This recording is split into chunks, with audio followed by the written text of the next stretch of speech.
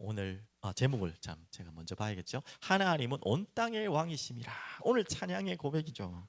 이 고라자손의 시, 인도자를 따라 부르는 노래라고 다 있는데요.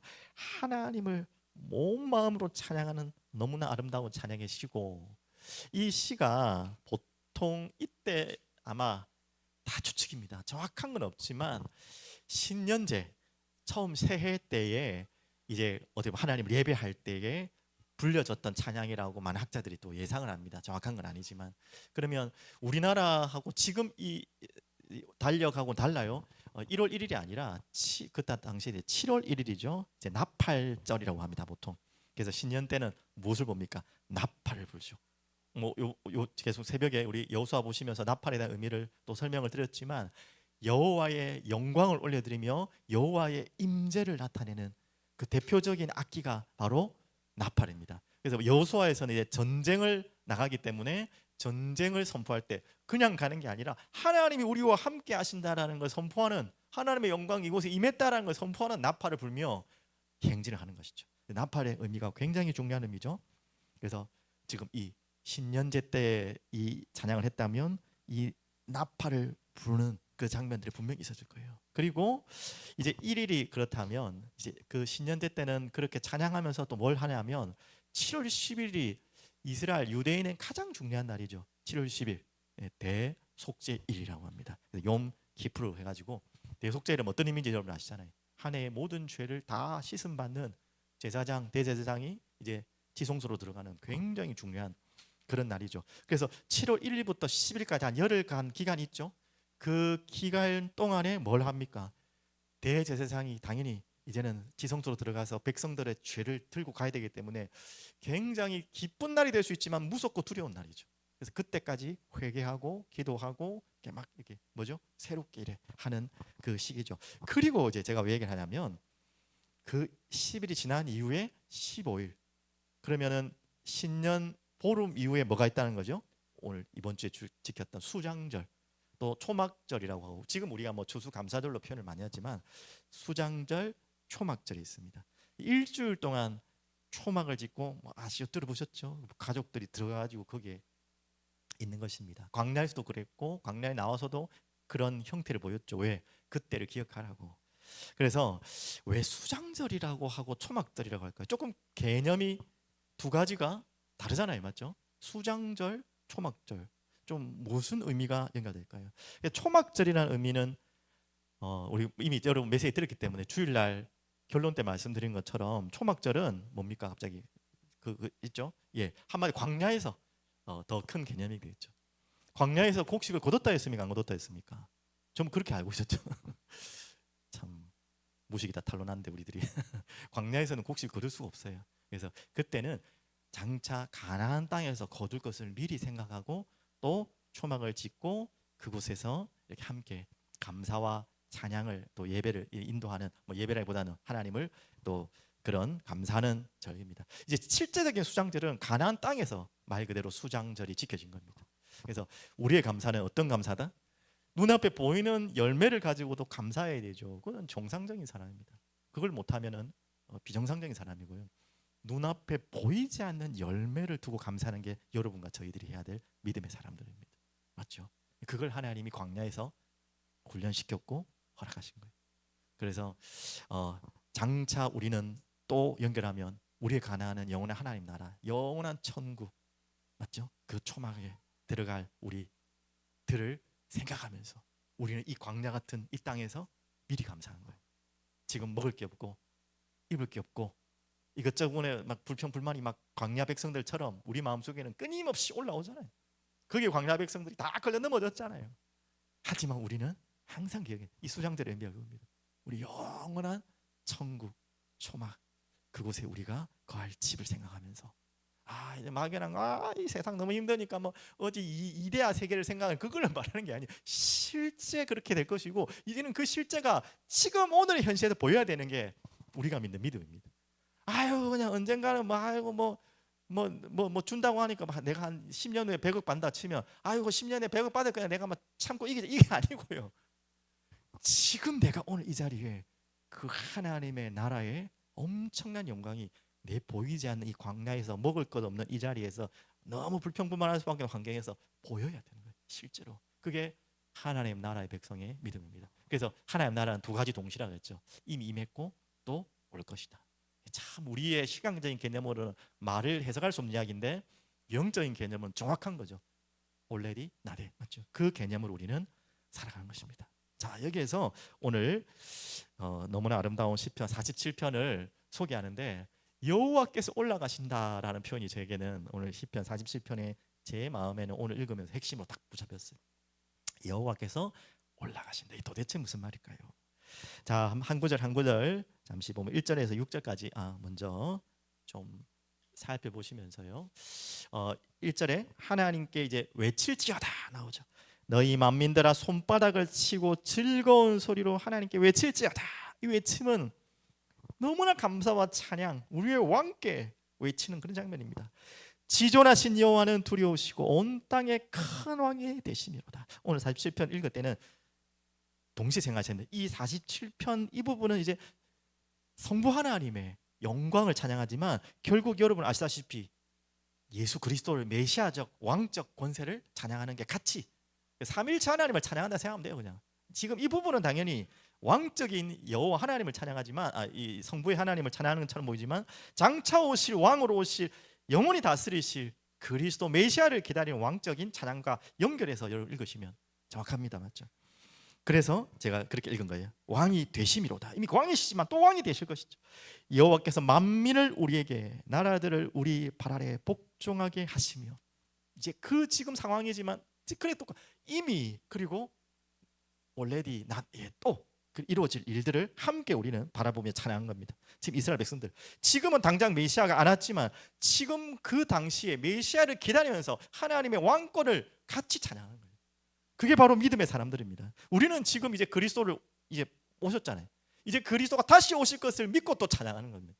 다시 와서 이루어질 하나님의 나라의 왕권 완전한 회복을 또 믿고 오늘 이 시간 찬양. 참 이 시간이라는 개념이 우리에게 참 오묘하죠, 맞죠? 이게 동시에 일어난 사건 오늘 찬양이. 그러면서 4절 우리를 위하여 기업을 택하시니 곧 사랑하신 야곱의 영으로다. 그래서 3절 4절은 다시 말하지만 우리 여호와께서 만민을 우리에게 나라들을 우리 발 아래 복종하게 하시며 이걸 그대로 읽으면 이스라엘이 전 세계를 정복한다 다스린다 이런 의미가 되겠습니까? 뭐 그런 의미로 자기들은 해석할 수 있지만 아니잖아요.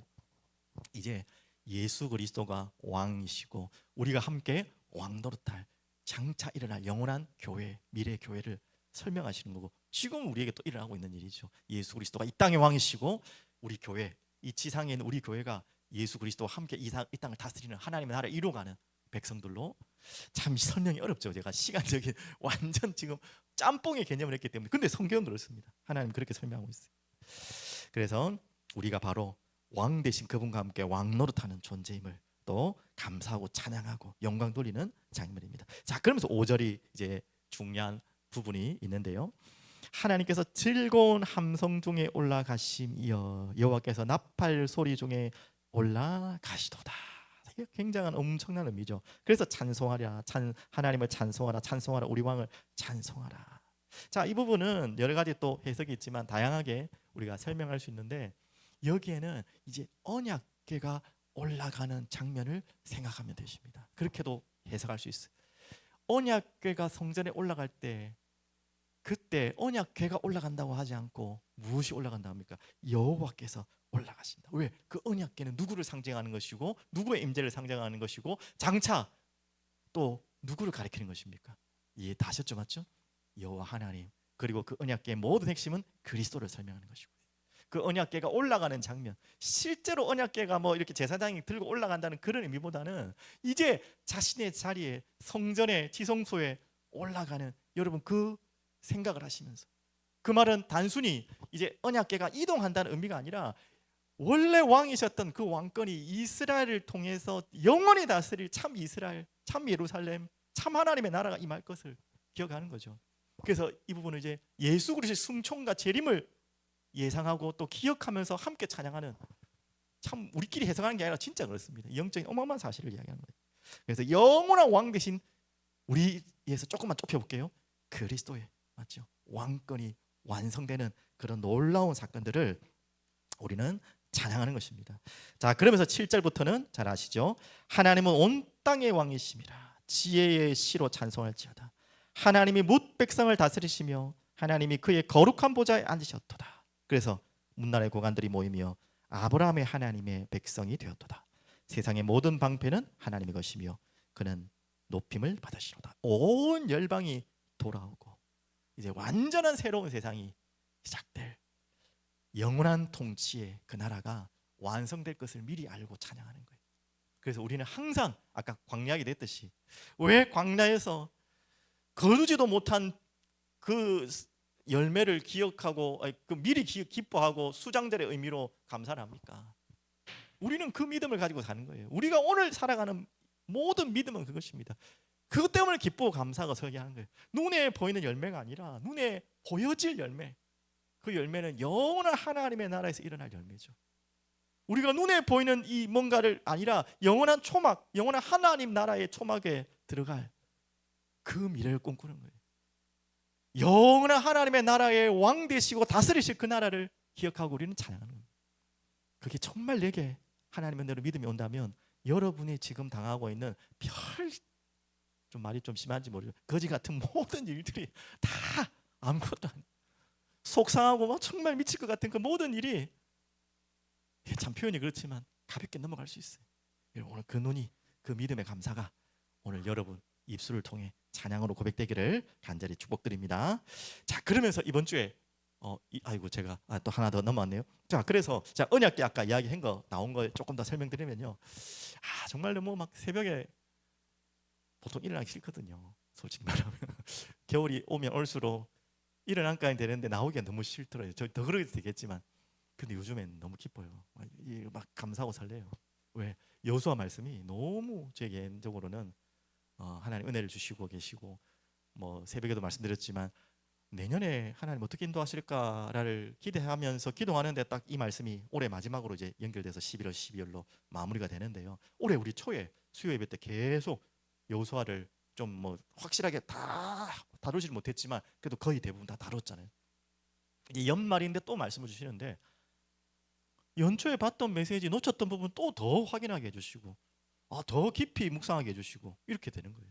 자, 그래서 오늘 좀 연결하면 이 언약궤 이야기를 좀 더 할게요. 언약궤가 올라가는 그 장면을 보고 오늘 여호와가 올라가심을 찬양하고 그 올라가는 게 그냥 움직이는 이사가는 이동에 말하는 게 아니라 정말 영원한 왕권으로 이 땅에 오실 그리스도까지 하늘나라 가시고 다시 오실 그 그리스도를 기다리며 찬양하는 그 찬양까지 연결된 찬양이었잖아요. 그럼 언약궤 오늘 조금만 더 이야기하면 그 언약궤가 가기 전에 오늘 어제 이제 여호수아서 5장 나왔지만 요단을 건너는 장면이 나오죠. 이 언약궤를 따라 이제 요단을 건너죠.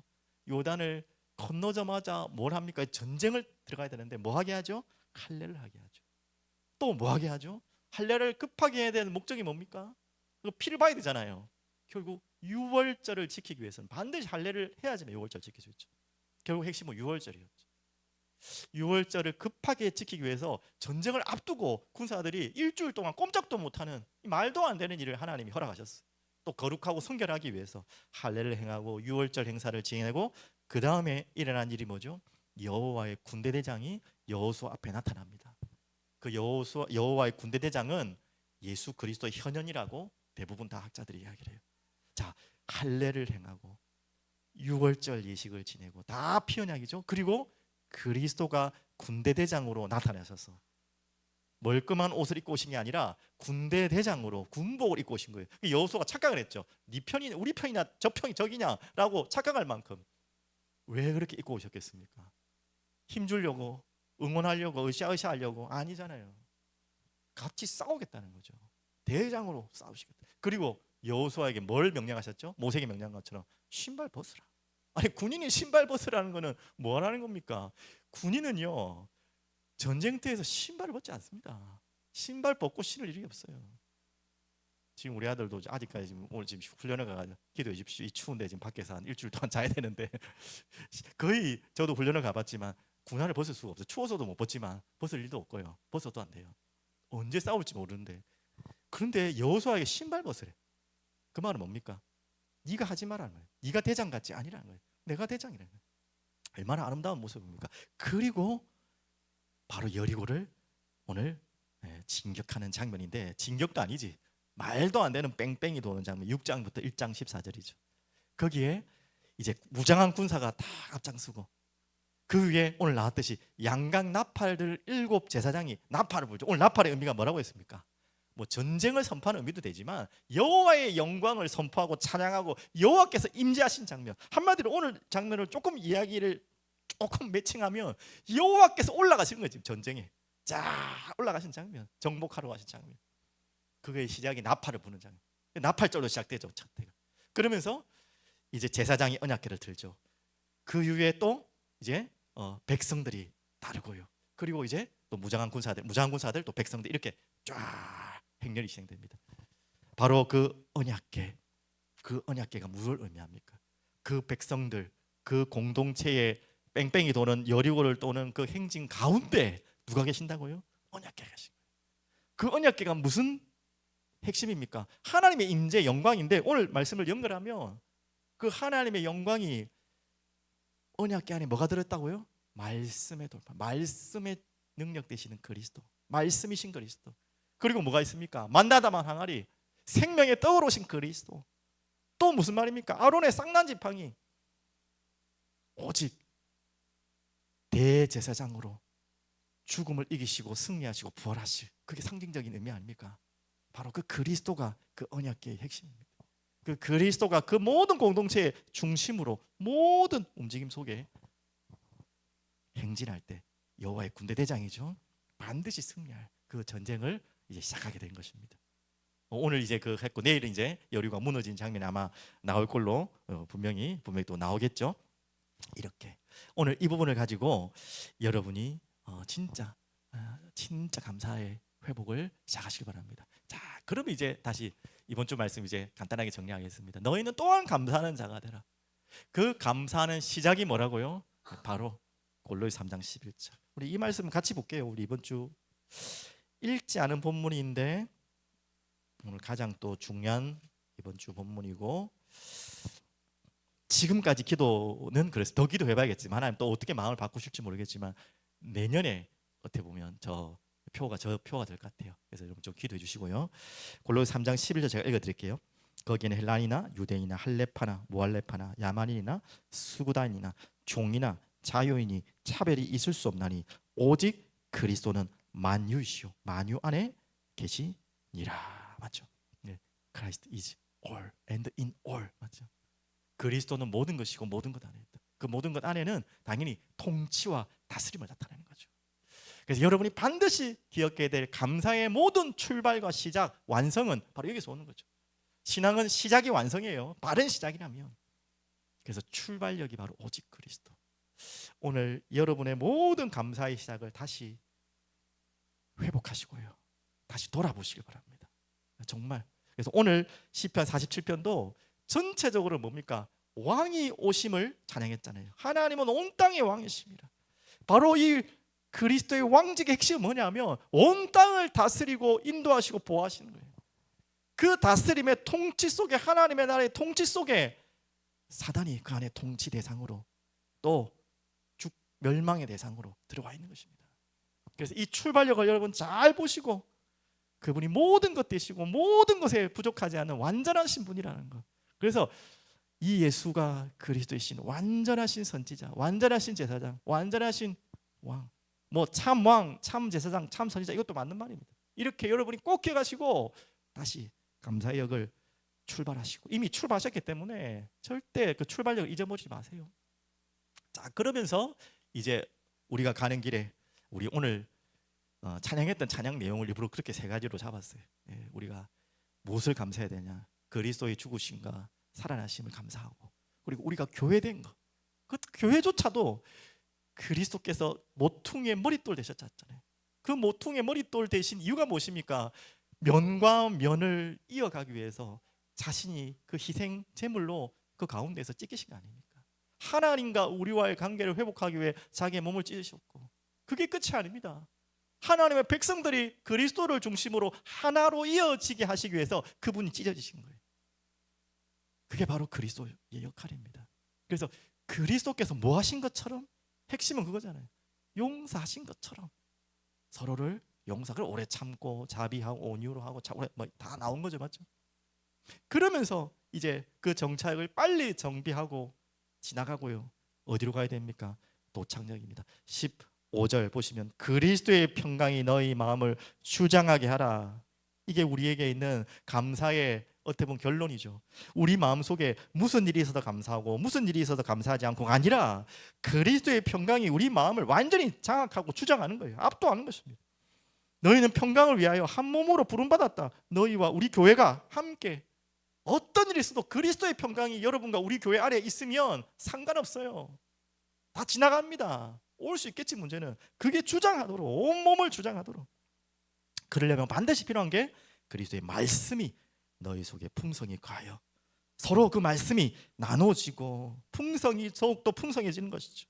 그걸로 우리가 찬양하고 감사하고 하나님을 찬양하고, 또 17절에는 말에나 입에나 누구의 이름으로, 예수의 이름으로, 그 이름을 힘입어, 그를 힘입어 하나님 아버지께 감사하라. 오늘 이게 우리가 이 땅에 살아야 될, 영원히 바라봐야 될 또 장면입니다. 그리스도의 평강이 우리 마음을 영원히 주장. 결국 그 그리스도의 평강이 영원히 빼앗기지 않고 주장할 그때는 천국이겠지만, 그 천국을 바라보며 오늘 우리가 이 땅에, 광야에서 살아가는 이 땅에 우리가 반드시 바라봐야 될 때에서 그리스도의 평강이 우리 마음을 주장하도록 오늘 우리에게 역사해 주옵소서.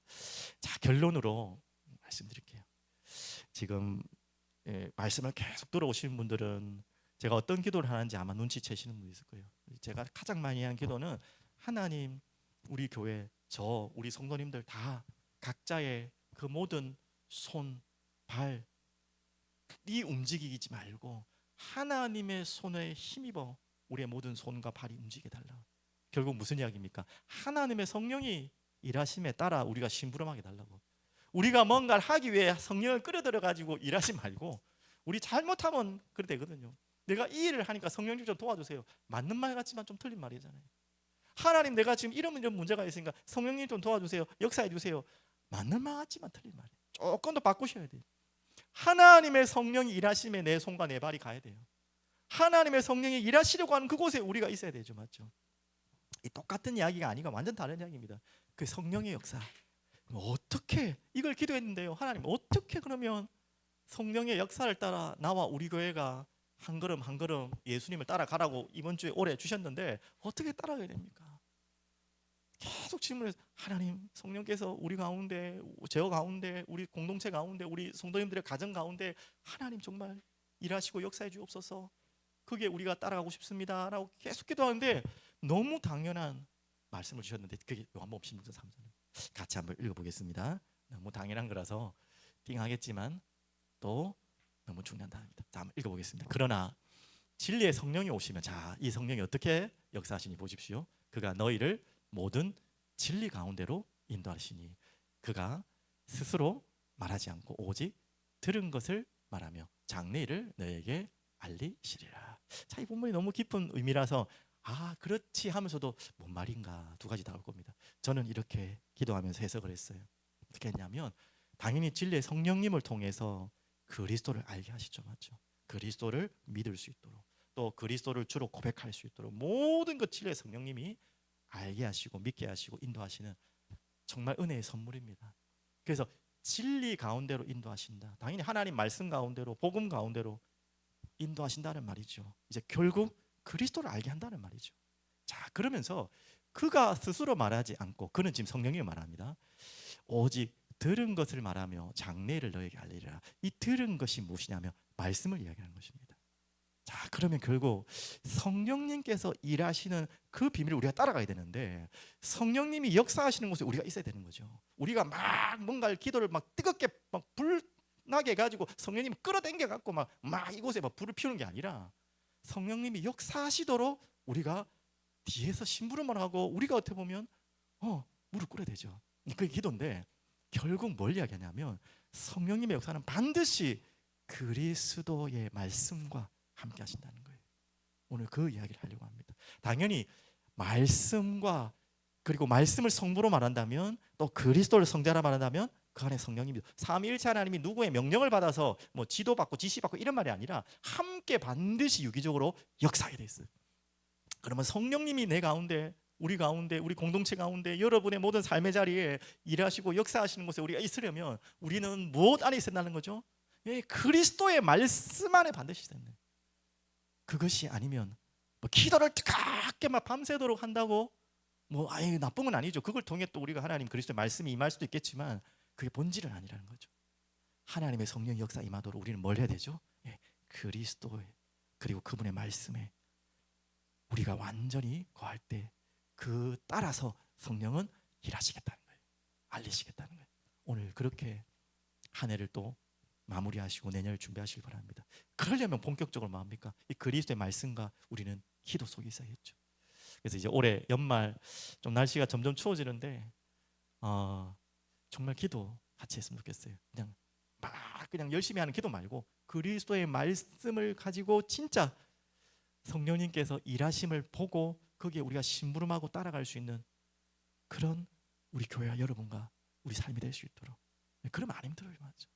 그게 아니까 자꾸 뭔가가 열심히 뭔가 하는 것 같은데 자꾸 부대끼고 자꾸 뭔가가 막히는 것 같고 뭔가가 답답하고 그렇죠. 자, 오늘 이걸 여러분들이 중요하게 풀고 올해를 기도로 마무리하시고 또 내년에 아까 말씀드린 것처럼 정말 그래서 그리스도가 모든 것이라는 것, 그리스도 안에 모든 것 다 있고 우리 안에 그리스도 계시고 그리스도로 부족하지 않다는 사실, 우리가 뭐 이미 다 알고 있는 사실이지만 정말 제대로 다시 잘못된 부분은 다시 정리하고 또 새롭게 바르게 정리하는 시간 되면 좋겠습니다.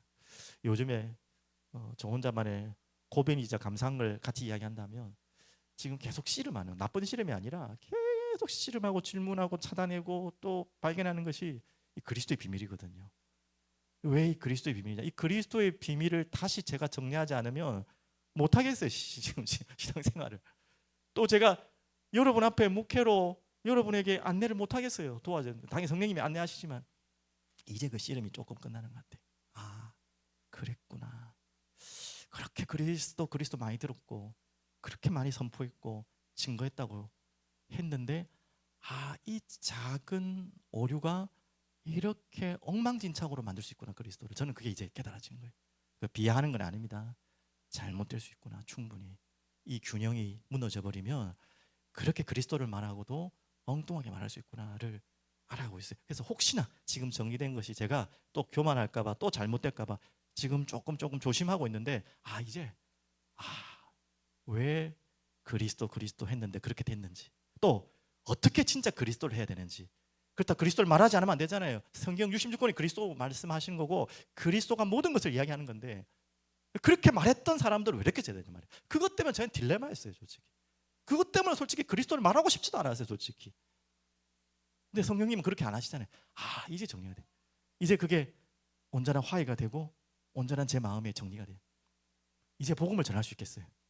좀 부끄럽지만 그동안은 전 복음 못 전하겠어요. 내가 전한 복음이 잘못되면 잘못될수록 더 큰 문제잖아요. 그것도 하나님의 또 좋은 합력의 선을 이루시겠지만 양심상 그렇게 안 되더라고요. 제가 왜 이 이야기까지 나온지 모르겠는데 오늘 정말 내년에 그리스도가 모든 것이라는 거, 그리스도가 전부라는 거, 이 단어를 성경을 통해 다시 한번 정리하고 확인하고 한 걸음 한 걸음 바른 예수 그리스도를 따라가는 우리 모든 우리 교회 공동체 되기를 간절히 기도하고 축복합니다. 기도하겠습니다. 주님 감사합니다.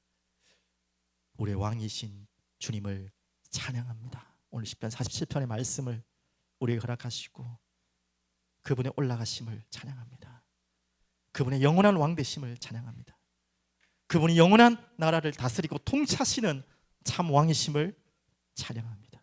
오늘 이 바르게 그리스도를 알고 출발하고 이제는 어떤 정차에게도 그리스도께서 우리를 용서하신 것 같이 모든 것을 용서하고 또 달려가게 하시고 이제는 그리스도의 평강이 우리 마음을 완전히 장악하고 주장할 수 있도록 그리스도의 말씀으로 우리를 인도해 주옵소서. 하나님, 그 속에 성령의 역사를 따라가게 하시고 성령의 일하심 속에 우리가 심부름할 수 있도록 주님 우리 인도하여 주시옵소서. 예수님의 이름으로 감사하며 기도드립니다. 아멘.